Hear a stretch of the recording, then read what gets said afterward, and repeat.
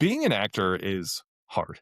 Sometimes you can nail the role and still lose the job. So we're going to talk about it on this week's episode of The Cast, Backstage Banter.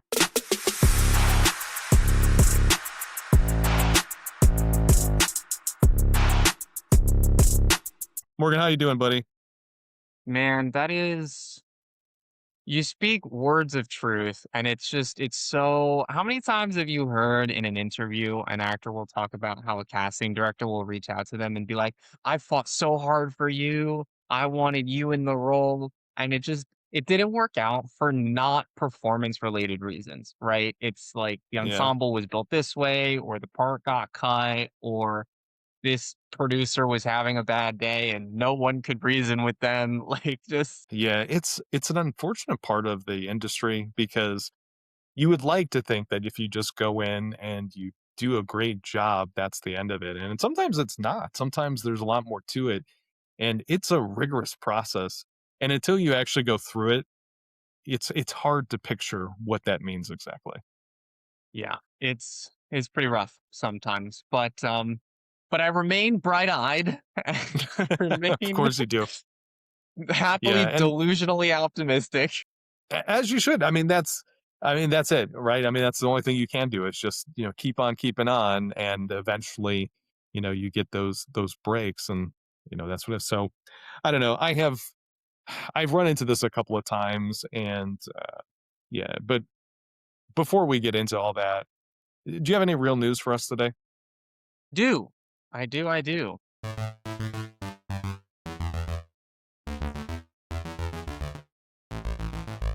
Okay, so I'm just gonna start, and here's what it's gonna be. We recently had an episode about saving movie theaters. Turns out they're cooked.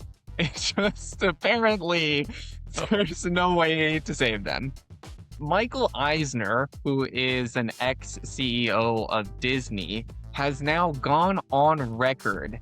And not only has he said that theaters are cooked, but he's even given a time frame on how much longer they have before it's donezo.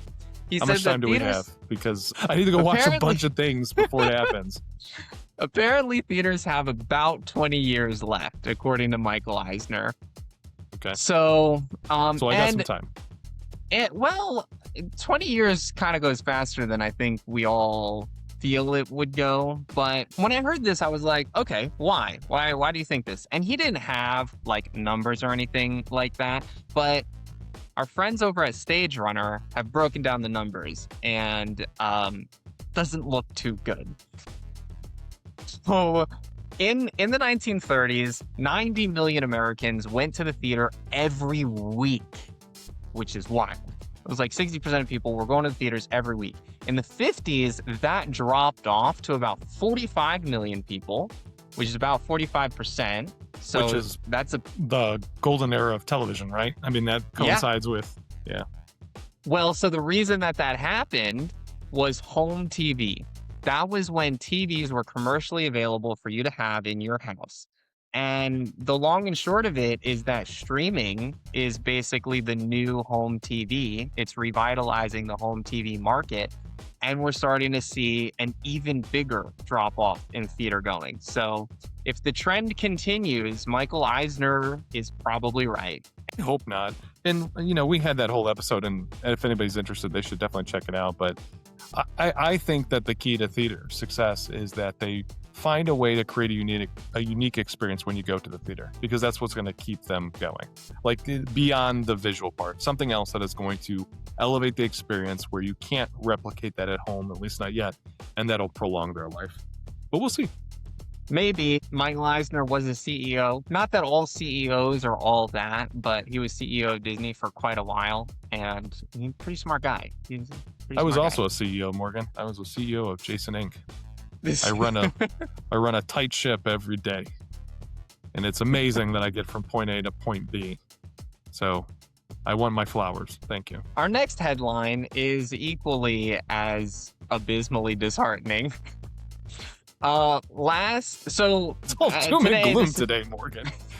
So literally yesterday there was a interview with Matthew McConaughey and Timothy Chalamet. I don't know if I could call it an interview, but it was like this It was talk. it was what the CNN. Yeah. Yeah, but it was like an actors on actors thing where Timothy Yes. Chalamet interviewed Matthew McConaughey. I saw a part of Yeah. this. Yeah. Well, I don't know if you saw this part of it, but Matthew McConaughey has said in no uncertain terms that resisting AI is not an option. He said, and this is a quote, "It's coming. It's already here. Don't deny it. It's not enough to sit on the sidelines and make the moral plea this is wrong. It's not going to last. There's too much money to be made. It's too productive." So we've very vocally on the channel stated our disdain for AI. Hashtag made by humans.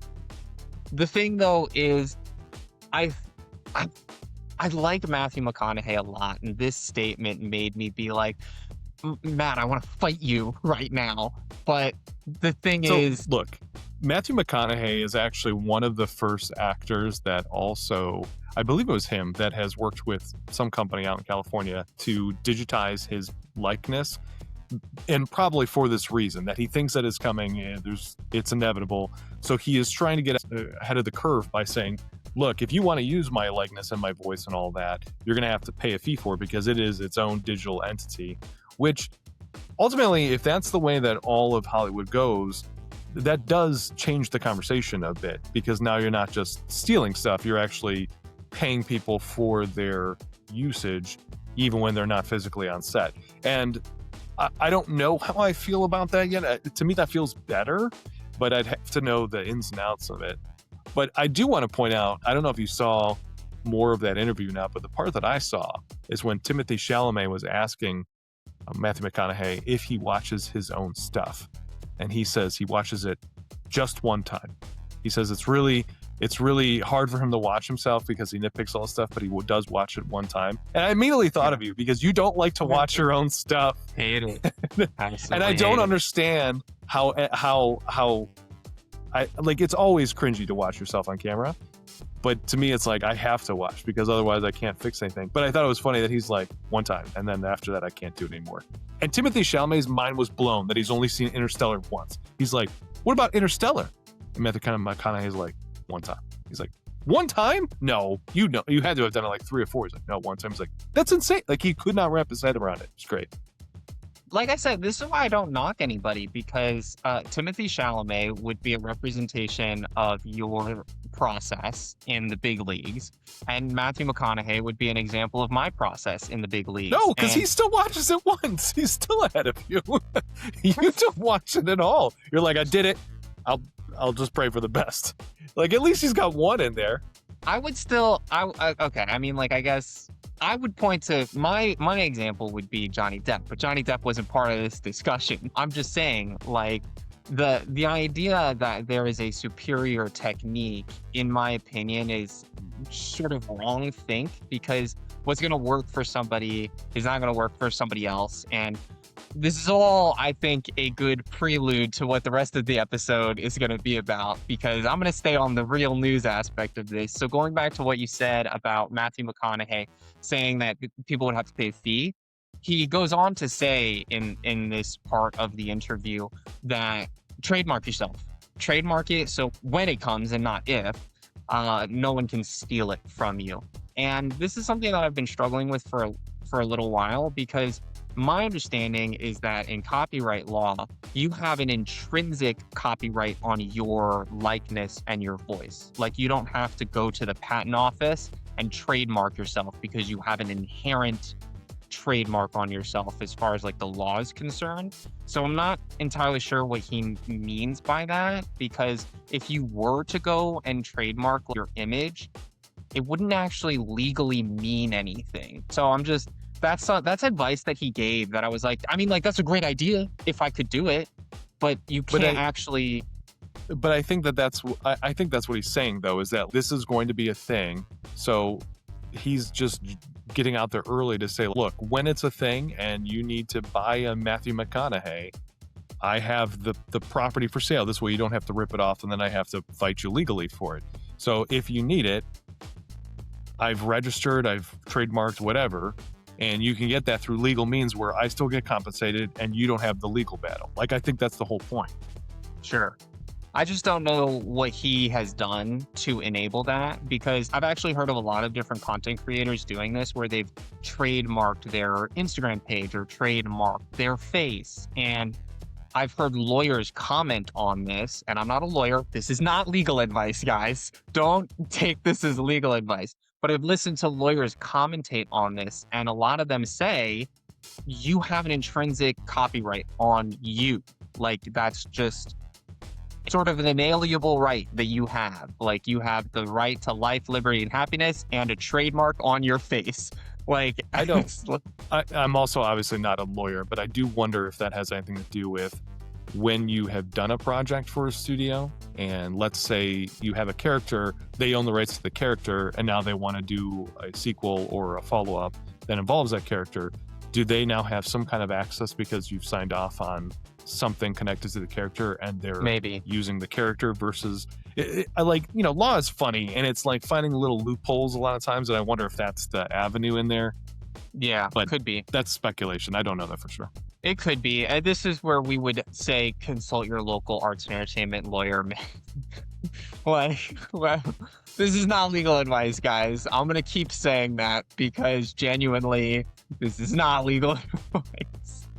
But the last thing that Matthew McConaughey said in this part of the interview was he predicted that AI actors in the Oscars is coming, which we had a whole episode about Tilly Norwood and how crazy that thing was. But he's like, I don't know if it will be part of the Oscars in the sense that we won't be able to tell the difference, so there won't be a reason to separate it out.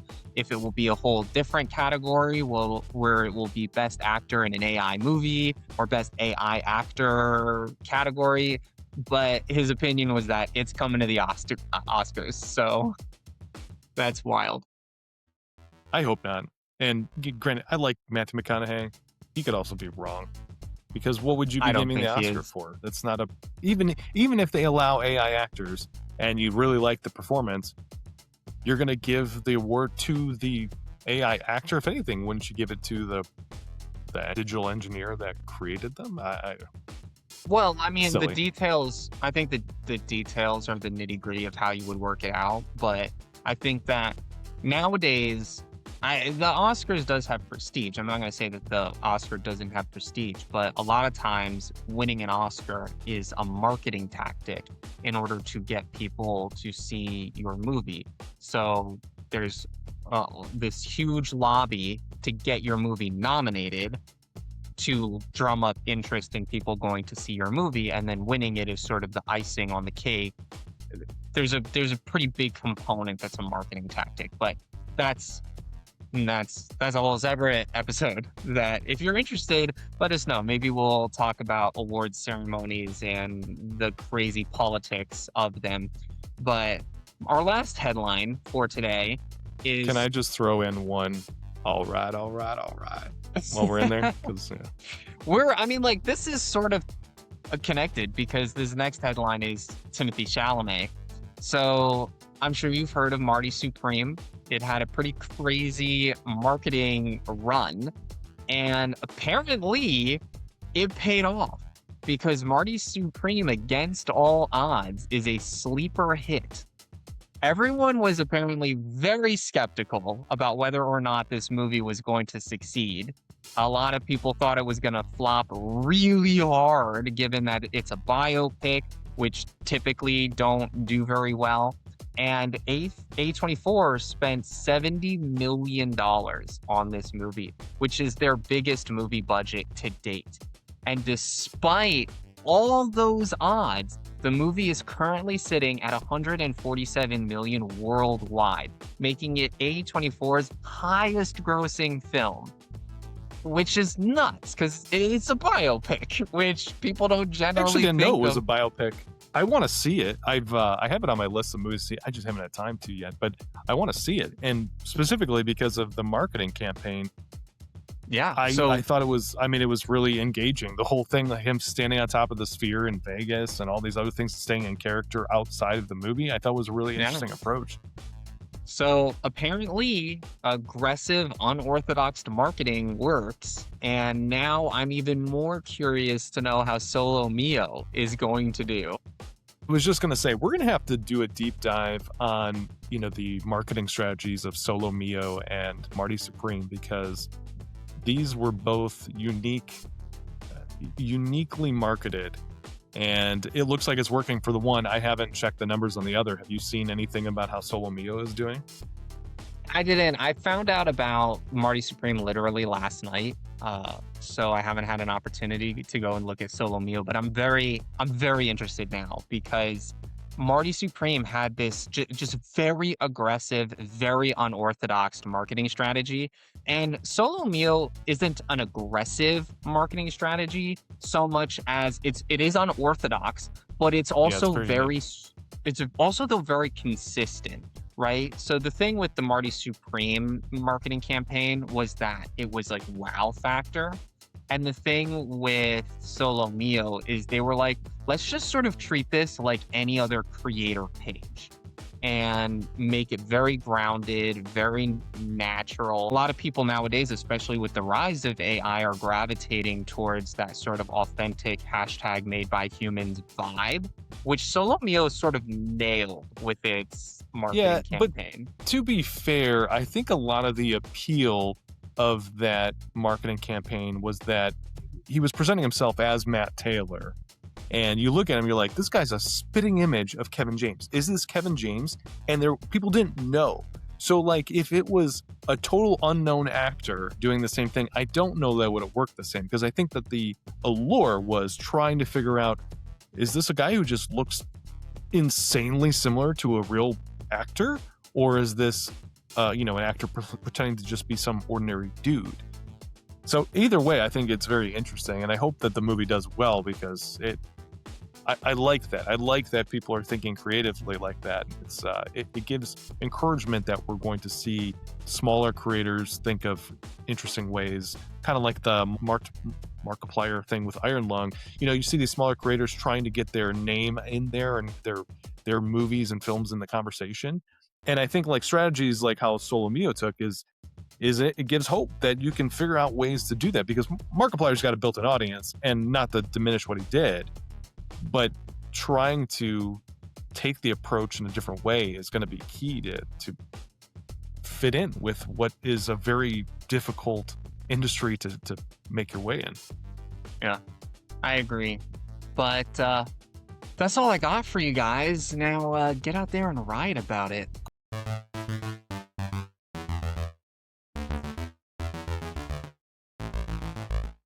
Did I ever tell you the story of when I was almost in a Liam Neeson movie? No. How have I Okay. not heard this be? 5 years, Jason, we've known each other. 5 years, you've never told me this story. Yeah, it's and it was probably, God, it was probably about 5 years ago now, and I wish I could remember what the name of the project was. Whatever the movie was, I never saw it. But there was a Liam Neeson movie that was filming, and the casting agency that I work with sent me an email that said, "Hey, we're looking for somebody that you meet the description for. We would like you to submit if you're interested." And I'm like, Uh-huh. "Of course I'm interested." And whatever the role was very minor. And originally I was submitting for a non-speaking role. It was just like it wasn't background, but it was just a non-speaking role. So I submitted for it, and they call me, and it's a different guy than I've talked to before at the casting agency. Normally it's a woman that interacts with me, and they don't usually call. They usually just send everything by email. So this time this guy calls me, and he's like, "We like your look. Can you send me a tape of this, of like these quick couple lines? I'll send you the info. Can you send that to me?" I'm like, "Yeah, sure, whatever." So I do that, and he calls me back, and he's like, "Look, the part you were going for, I'm not gonna put you in that. I got a better part for you, and I think you're perfect for it." And I'm like, "Oh, like this doesn't happen, right? Like this doesn't happen to me." So I'm like, "Okay, yeah, like tell me more." And he's like, "This is a nice part, and it's a speaking part, and you're in the scene. It's just you and Liam, and that's it." And I'm like, "Yes, yes. I'm like, yes, I want, yes, let's do this. So he's like, all right, so here's the date, here's the time of the shoot. And I'm like, cool. Um, I have to make a call real quick. I have to make sure that I can find somebody to watch my kids because I have my kids that day, but I will call you back in 15 minutes. He's like, no problem. So I do just that. I make a couple calls. I'm like, hey, can you watch the children this day because I just got a speaking role in a Liam Neeson movie, and I'm thrilled, right? And I think I probably called my parents at the time, and they're like, yeah, of course, yeah, we'll take the kids.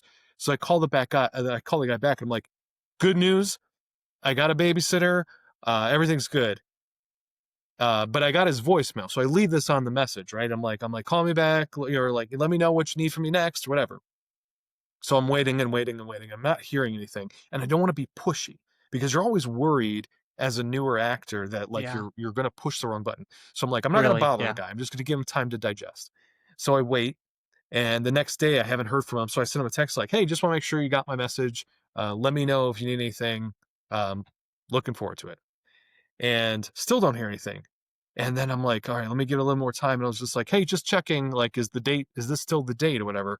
And eventually he calls me back and he's like, hey man, I'm sorry. When you needed to check on it, we found somebody else to fill the role. And I was like, are you really? I'm like, I thought like in my head, I wanted to be like, I thought you said I was perfect for it. I thought you really liked my performance. But apparently, what I should have done was just yes and commit to it, figure it out on the Yeah. back end, and then in the event that there was a problem, then I bring it up after the fact because they don't want to wait. They want to make sure they got Yeah. something locked in there. And Yeah. that was a big life lesson. Dang, dude. Yeah, Yeah, that would have been that's good.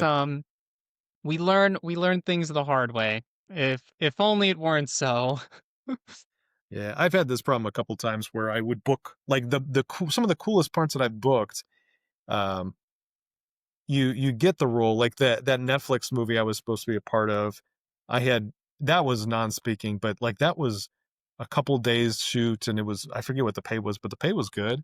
And I had gone through, I had done, I met with wardrobe, I had all my stuff picked out or whatever. And the day before the shoot, they had to move the shoot date because the scene that they were shooting the day before had got bumped because of the weather. It was an outdoor scene and the weather complicated things. Mm, So they moved that to the following day, which the following day was the day that I was supposed to shoot. So my day got pushed and they're like, we're not sure when we're filming it yet. So we'll get back to you. All right, cool. yeah. I work another full-time job. So, like I'm like, all Yeah. right, as soon as I know I got to request the time off. And then, when they got back to me, they're like, oh, we need you tomorrow. And I'm like, okay, yeah. And I learned from the last time, I'm like, yeah, sure, got it. And then I checked with regular work, and regular work's like, that day's not available. I'm like, well, I guess I'm not going in tomorrow. So I had to call them back. I'm like, I sorry, but the rearranging of the schedule, I can't make this new shoot date, and I didn't end up being part of the movie. Still on my It's IMDb dude, credit though, so I got something out, and I did get paid for. I had to go in a couple times when I met with wardrobe and all that stuff. I right, did get paid yeah. for those Fitting. days, but yeah, Yeah, fitting. That's it's nice that SAG has that in their collective bargaining agreement. It's tough though, dude, because I go so back and forth on this particular aspect of the industry so often. Because on the one hand, I want it. I want to be an actor. I want to be in the industry. I want to be working. I want to be doing big projects all the time. But the scheduling side of it is always so difficult because yeah. it's like it's like the industry faults you for having boundaries. It's like you can't It's a machine, have and if boundaries. you don't fit within the machine, then somebody else will. And until you are big enough to make exceptions for, this kind of stuff happens. This is why I've never thought that I would be the person that would be the big star. Like I like doing this stuff and I try to do it in my free time or whatever, but have no delusions of grandeur because I know in order to do this thing, you really have to commit to it. You have to be able to dive completely into it, which probably would have required me to do that a long time ago because most people break into the industry much younger than I am now. And, they don't Uh, have a whole built life. And I mean, it can happen, sure, but it's not typical. But, I mean, like, my I don't wanna I don't know. move. I don't wanna, like, go slosh around Sure, Hollywood and hope for the best, get a break, because sure.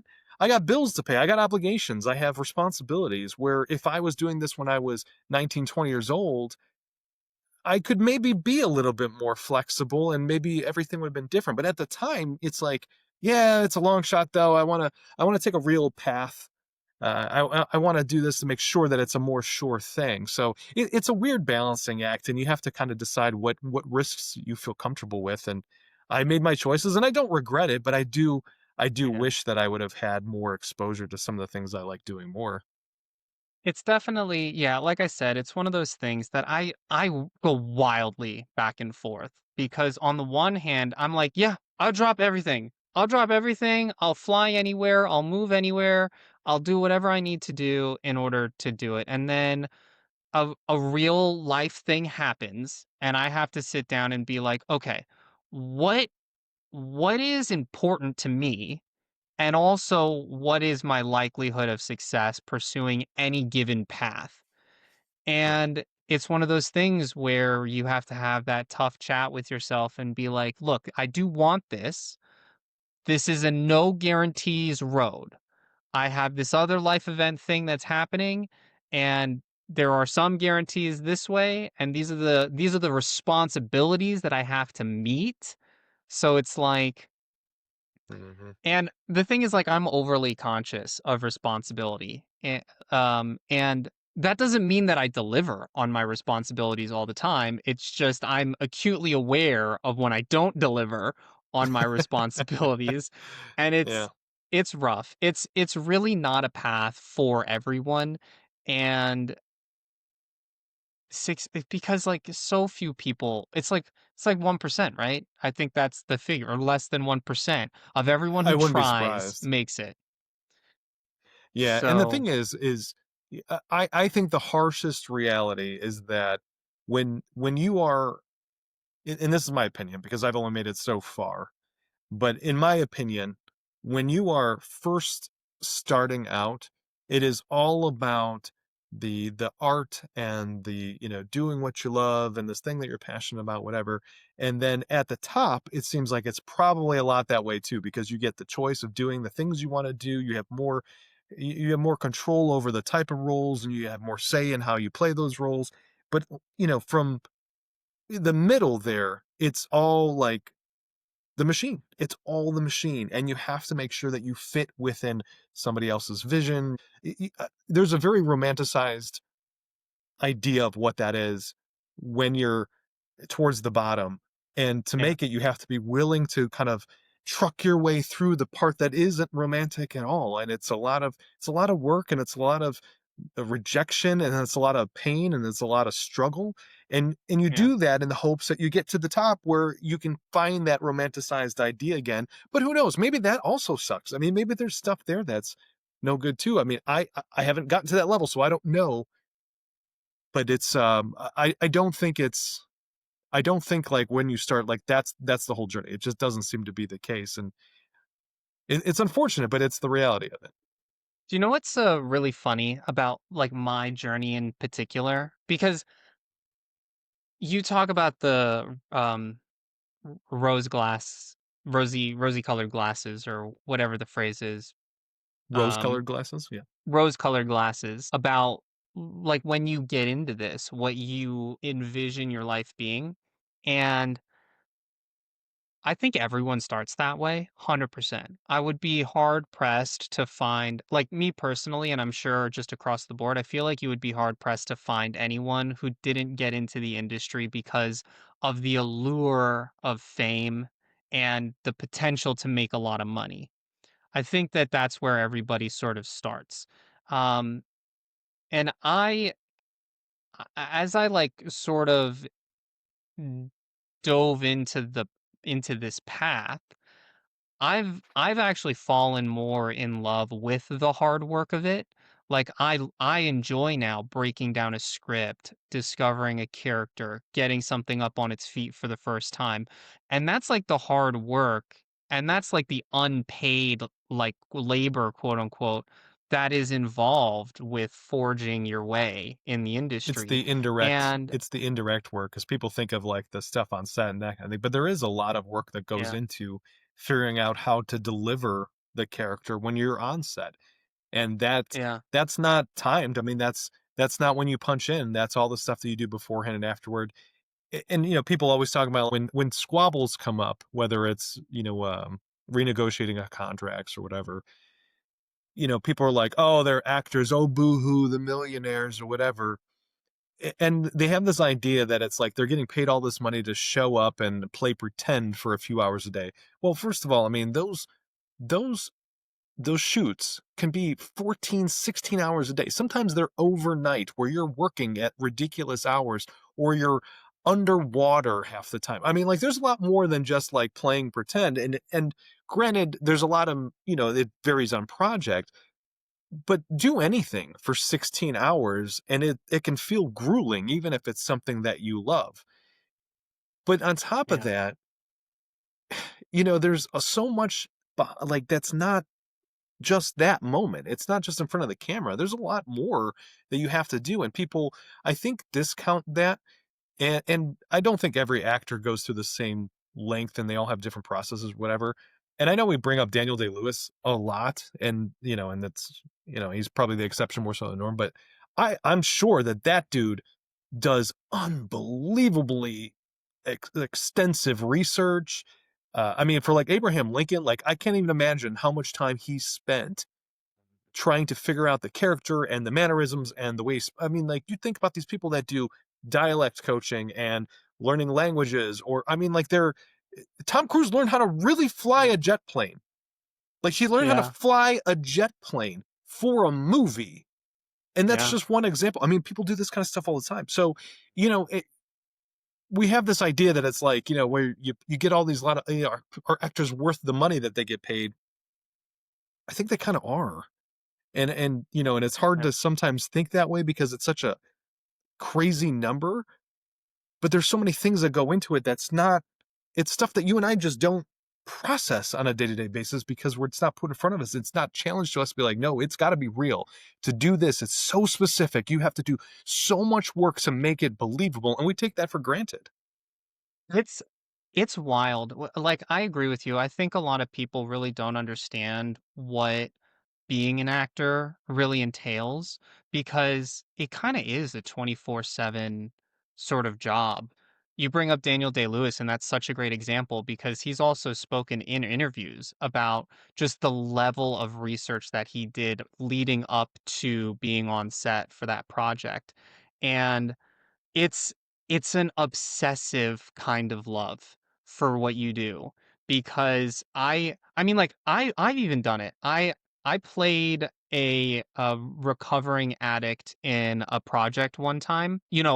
Through the course of events of the project, I relapsed. And I did so much research, watching YouTube videos, reading medical journals, finding out what are the symptoms and how they present, and also, Mhm. like, how they would present in a specific kind of person. Is your first relapse different than your fifth relapse? I did so much, and I arrived to set so freaking prepared. And it's an obsessive kind of love, and not everyone has that.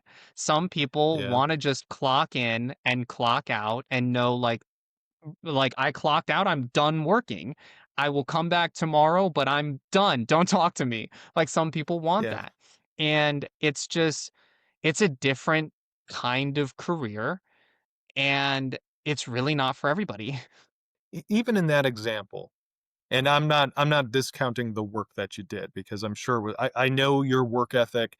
You put a lot into your performance, into your character builds. So don't take this that way.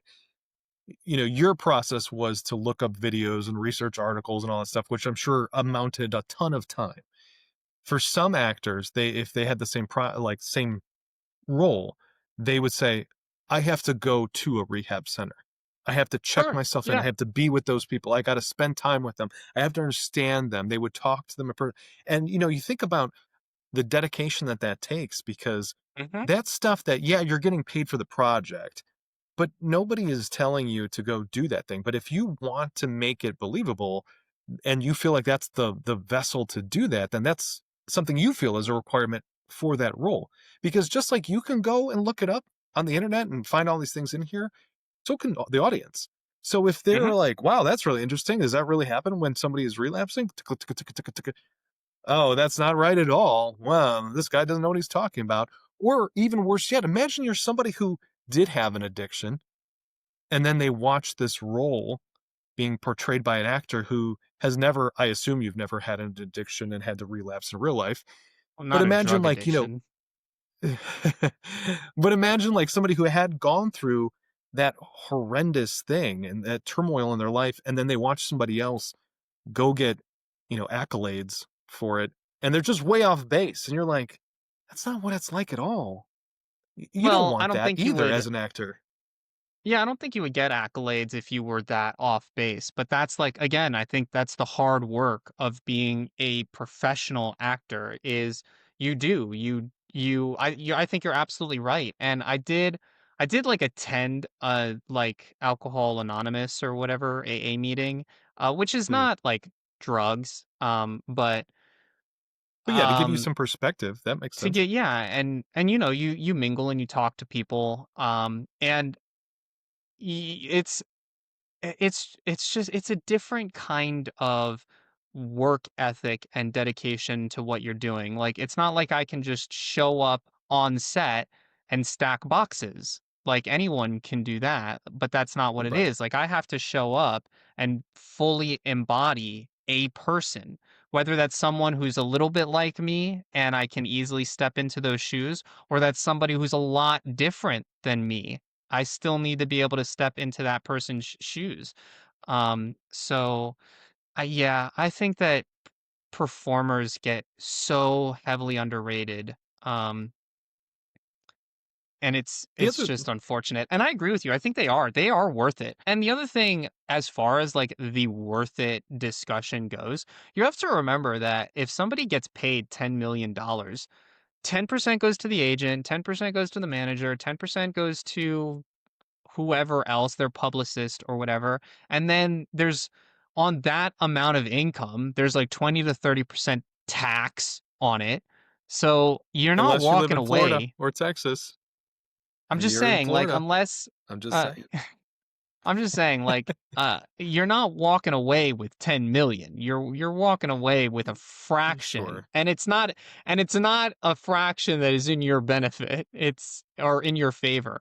I mean, like, yes, are you still walking away with 3 to 4 million? Yeah, yes, but Yeah, it's still a lot of money no matter how you slice it.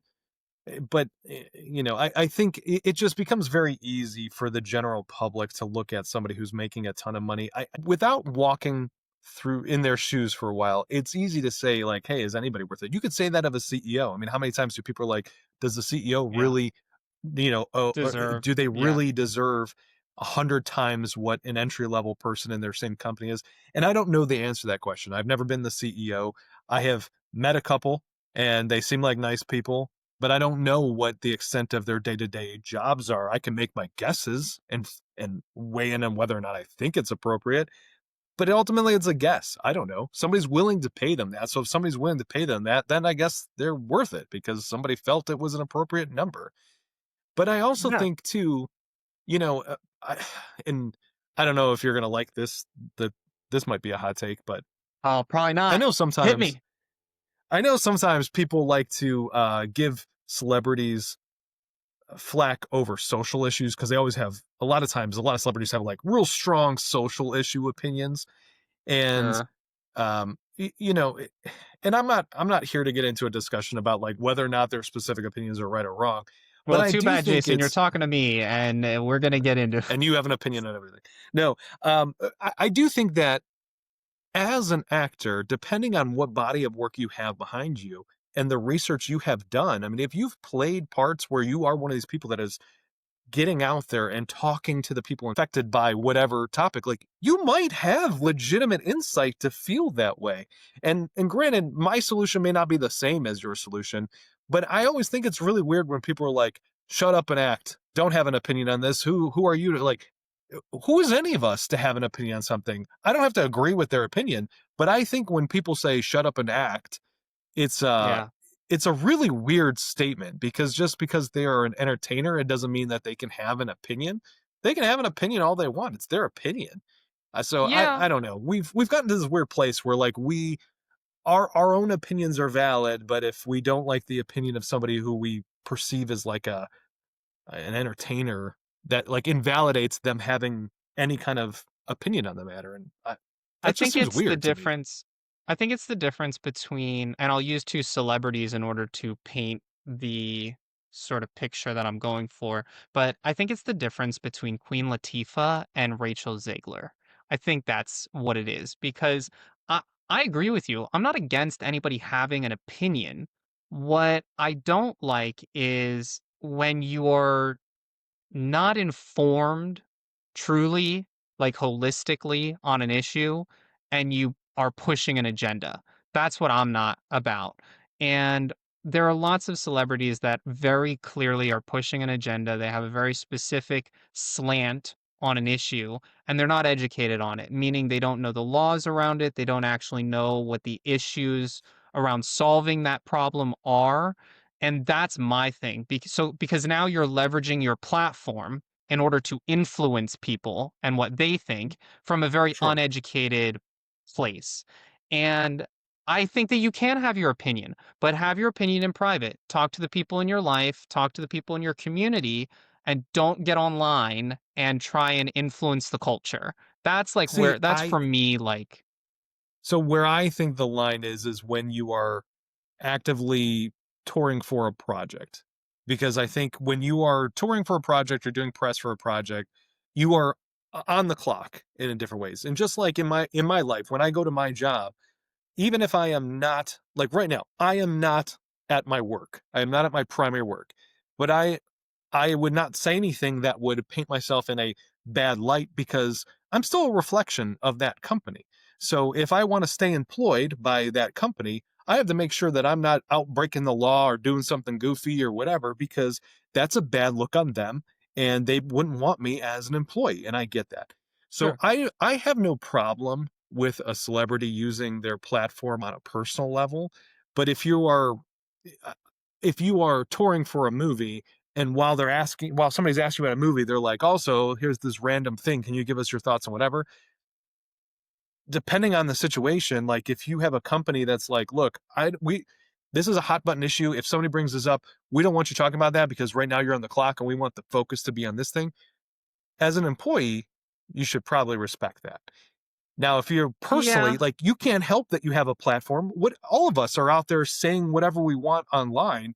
They just happen to have more people that care what they say. So I would prefer that they're informed and they make informative things. But what's stopping somebody who's got 5 followers from making an Sure. uninformed announcement versus somebody who's got 5 million? At the end of the day, we should all be informed and try to know what we're talking about before we say things. Absolutely.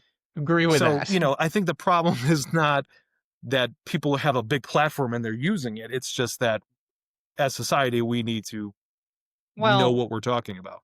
it does more damage when you have a big platform and you're uninformed. And I say uninformed specifically and not uneducated because I don't think that these people are unintelligent people. Anyone can be underinformed or uninformed about anything. But my pushback to what you were saying before would simply be you technically are on the clock 24/7 in the sense that you can't go and rob a bank because you would lose your job. And actors, I think, in a similar vein, are always representing potential people who would hire them 24/7. And you Sure. saw this and this gets political. So, like, maybe we want to veer away from this topic, but like Gina Carano got fired for leveraging her platform to say something controversial. And we could get into a debate about whether or not she was informed on the issue and made a statement that was untrue or was true. But my point is that if the argument is that you have to be looking out for your future employment or your ability to be employed in the future, then that's actually an argument for actors to not leverage their platform. Right. I think that they take a risk when they take a stance on anything. And I think athletes are also in that camp that, because they are famous, people do, for some reason, care what a famous person or an I athlete know would it's care weird, about isn't certain it? things. It's quite It strange. is kind of weird, but they care. And, fine. That's their prerogative to care about what other people think. And I think, they are welcome to have their opinion and they're welcome to share it. But they do run the risk that if it is, controversial or if it's against the standpoint of the company that either employs them or may employ them in the future, they run the risk of damaging that relationship. I'm old enough to be there for when Facebook started. And I know Facebook isn't as big now as it once was, but even when Facebook first came out, I remember at the time, like, okay, I'm not going to put anything stupid on here because this lives on the internet forever. There are Now, I don't mean companies who stupid in the do sense social that it's media like checks. dumb. Like I've had plenty of dumb things, but like I'm cautious. I think before I say things because I don't want something being permanently out there forever. That it's like, well, this was in poor taste because Sure. times change, people evolve. I mean, there's all kinds of things, and you don't know what you're going to be like in the future, and you don't know like what the future is going to be like around you. So, I think that to some degree that I hold myself responsible to that, to be a rational, sensible person at all times, because that's who I want to be. And if somebody doesn't want to make that choice, fine, but there's also repercussions to that. So if that ends up Sure. affecting your acting career because you decided to fly off the handle about something, well, you picked your bed. Now you got to Yeah. lie in it. Yeah. I mean, like, I think that more people need to be like that and they need to be conscientious of what they're doing and saying. Be like Jason, Um, guys. Be like Jason. be like Jason. That's like Which make that goes back bracelets. to remember when we were like Netflix should just have don't be like Jason. Stop binging. Yeah, yeah. Yeah, we were gonna make like WWJD bracelets or like what would Jason do or like, but we didn't want to do that because that would get a little bit blasphemous. But like something to the effect of that, like don't DBLJ or something. Don't be like Jason. Don't be So like maybe we'll Jason. do that still. Or be like Jason. We'll sell them for both wrists, one for each wrist. Be like Yeah, Jason, there we don't be go. like Jason. Yeah, so depending on what you're doing, you look at your wrist. If it ends up working out, then it was like, yeah, I was like Jason. If it doesn't work out, then it's like, yeah, I should have not been like Jason. Yeah. No, It that goes would back to be my motto of except for when I'm wrong, I'm always right. And if we have the two bracelets, it kind of lives in that's the tandem with that. pendant. That's the pendant. Except for when I'm wrong, I'm always right. Yeah. We'll So have a full Jason suite of accessories and jewelry. I love it. I love it. We just have my big gigantic dome on everything. We just We'll get have a hat. We'll have a hat. Keep it crispy. those big like oversized hats, like you know what I mean, which will fit me just appropriately, but for everybody else, their head will be swimming in it. It'll be great. I love it. Yeah, because of your what was it? Humongous, Huge mungus. Yeah. huge Yeah. mungus Yeah. cranium. Yeah. So well, good times. All right. So this But was a fun like acting stories mini episode.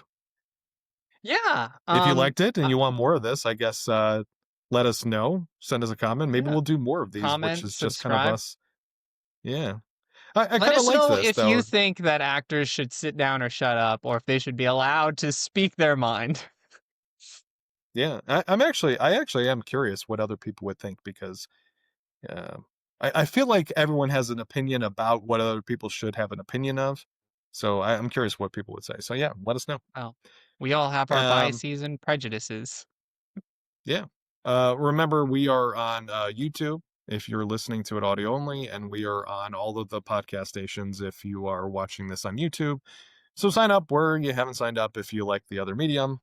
And And yeah, when this that'll becomes relevant, we're on Earth. that's a true statement. And I got nothing to like riff off of it because it's just so factual that that's all I got. I got nothing. All right. Well, that's it for the cast No, no, backstage no, no, banter. no. That's a wrap, Jason. That's a One day, wrap. guys, we're gonna get it. One day we'll get this right. This is what I get for not keeping the scripts. Remember when we used to have an outline and That's like I would just true. write it at Yeah, the bottom this way I could remember it. And I we're like, we remember don't what need it an is. outline. I was looking at it. I was looking at it. I remember what it is. That's a wrap on the cast backstage banter. Keep the reel rolling, and we will see you in the next scene. I love it.